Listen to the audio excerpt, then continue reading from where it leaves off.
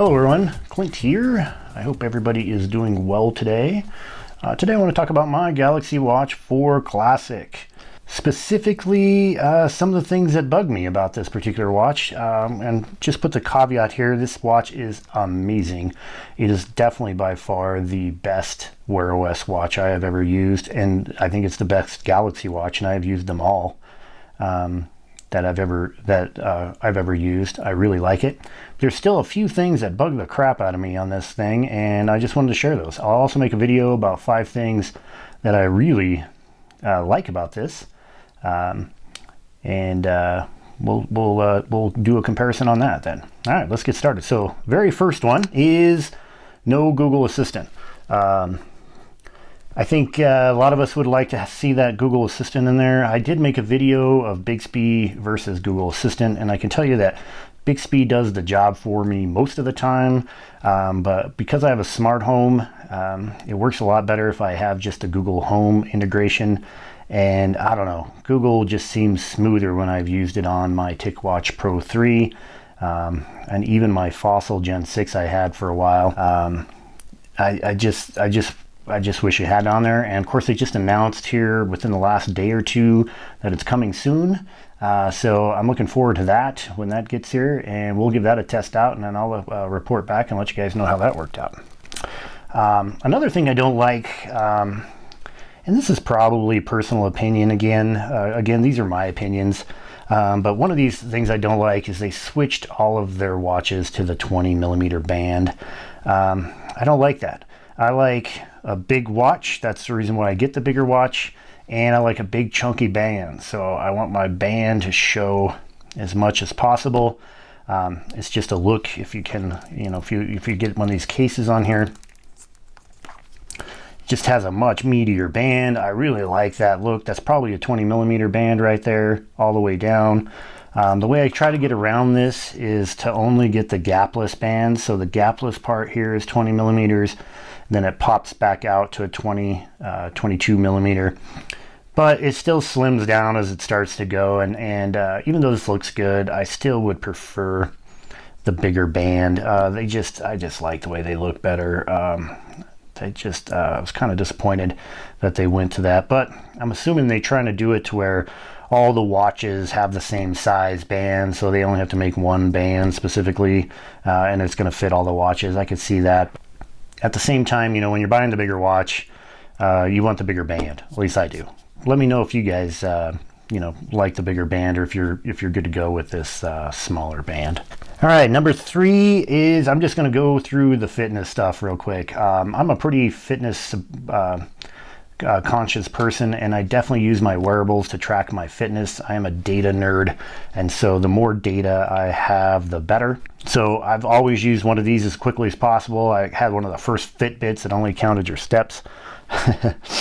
So I've had one for a long time to measure my fitness, and so far the Galaxy Watch 4 has just not been reliable. I'm sure everybody's read a lot of the stuff on the heart rate monitor. I've done a few tests on the heart rate monitor.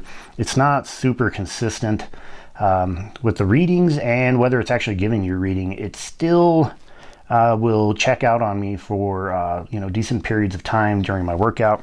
And that throws off the calorie count, everything, all the other cool stuff that it does. It throws that completely off if that heart rate sensor is not set up correctly, and it's kind of a bummer. The other thing that's kind of a bummer is you can't get around that. I would be okay with the mediocre-ish heart rate sensor if they allowed me to use a heart rate strap.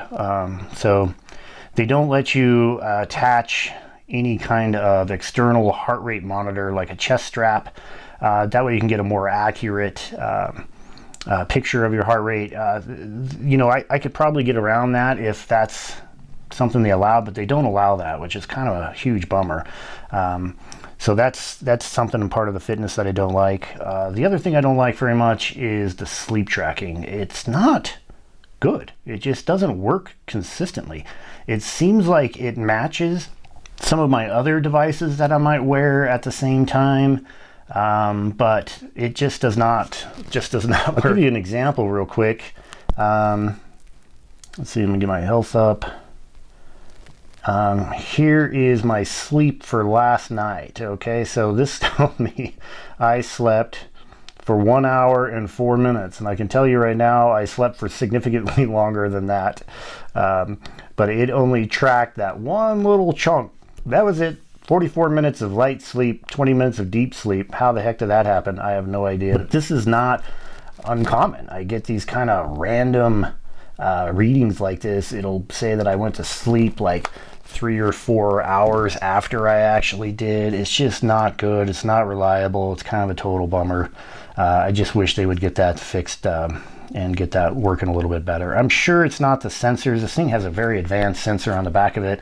It's just the software and probably the algorithms, or I hope they get that fixed soon, because right now, just because I'm not getting good data, I'm really considering just having to use a different kind of watch when I'm doing my fitness stuff, just so I can have accurate data, which that's a bummer, because I prefer to use the same watch for the whole day, so you get all that cool stuff, the steps and everything. But anyways, fitness stuff, definitely a bummer, and they definitely market all that fitness stuff. It's not working good.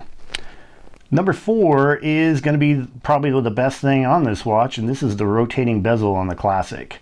It acts a little wonky. If you have one of these, you'll know what I'm talking about. It works really great in some spots, and then in some spots it doesn't, and I'm sure it's a Wear OS thing, and I'm going to give you a couple of examples. So if I go into an app, or here's an example too. It just, even in the App Store, it kind of is like jumpy. It's not super smooth scroll. Like, say, let me open my Todoist app here. When I use the bezel, it's just really chunk. And any of you that have used a watch with a rotating crown, you get that nice smooth scroll, like when you're scrolling on the screen. It's really nice. This one is just going to be big chunks. I'm not sure if that could ever be fixed, but maybe not, right? I don't know. That's kind of a bummer there. Another weird one that I find often is in the workout. Let me start a workout here real quick. Other workout is your brain is trained that when you turn this this thing here, it's going to go right or left. My brain still thinks it's going to go right or left, but it doesn't. For some reason it goes down, which is understandable because it has information down. This one's a little tough for them to try to figure out how to do. And then if you want to go anywhere else, you actually have to like slide over. So if you want to go left, you have to do the gesture on the screen. And if you want to go right to get to your music controls, you'll have to go, you can't use the bezel. You can't go back either, which is kind of weird to me. You got to go like that. So I don't know. It seems real. I still, even as I've had this watch since launch, and I still screw that up, and I probably do some kind of workout most every day, and I still hose that up for some reason. I have no idea why. Just my brain works that way. And then of course, when you're over here, when it goes right or left, right through your widgets, and so you're just kind of used to that, going right or left. Another place where it gets kind of, see here, I'm trying to do it right now. Another place it gets kind of wonky. So if you got multiple, let's do, we'll do a quick exercise bike. We'll get that going. So now I've ended one workout and started another, which is pretty common, something I do quite a bit. Let's give it 10 seconds so it actually will log this workout for me. Sorry, my phone is beeping at me. And we'll pause that and then finish there. And then it gives you 2 workouts. Look at that. So did you see that? So when I try to scroll, it just bounces and then goes back up, and then bounces, goes back up, bounces, goes back up. You really got to like spin that baby to get that to pop up there like that. There's a couple screens like that does that. Same thing if I go back, it's just going to bounce. That doesn't seem right. I mean, this is their Samsung Health app.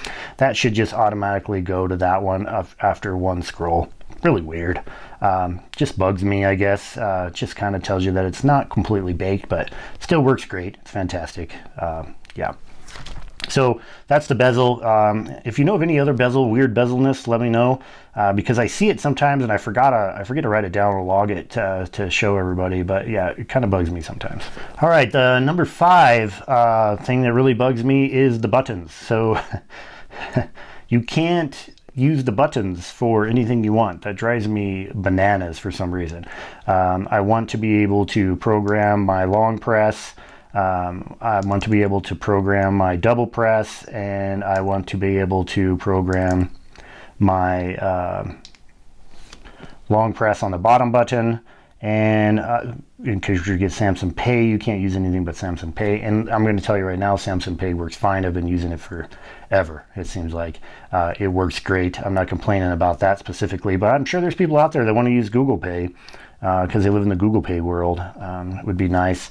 And the same thing with the button press. It only gives you 2 options if you press it once, which I think is really strange.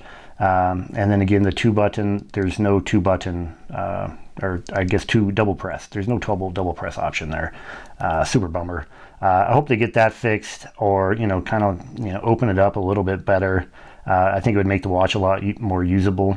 And for the next, and that's it. So those are the 5 main things that, since I've been using this thing for months and months, that just still bug the heck out of me. If they're gonna fix anything, I wish they would fix the fitness stuff. That would be the -- for me to get fixed. Then the next one would be Google, get the Google Assistant on there. So there's 2 things that, well, 3 things actually, 4 things actually. So 4 out of the 5 they could fix, right? You can't fix the band size. There's nothing you can do, but I'm hopeful, holding out hope that in future software updates, they're going to get some of this stuff fixed up. And I don't know, I really like the watch, so I wouldn't be able to use it all the time. I really appreciate everybody hanging out to the end. I do have a case on here if you're wondering. Specifically, I did a video on this case. I'll link that in, the band, all that good stuff, and the watch face. Since everybody asked me about watch faces, I'll link that in the bottom too. But thanks for staying to the end, and I will see you on the next one.